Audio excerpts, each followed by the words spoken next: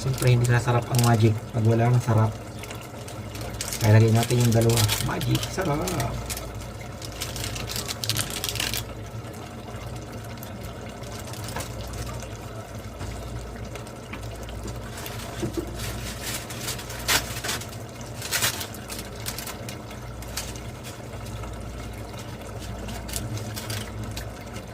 Yun.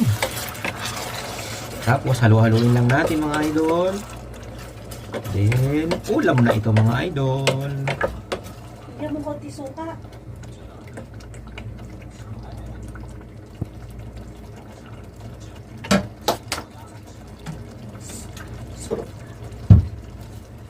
Lagyan natin guys ng kaunting pampaasim.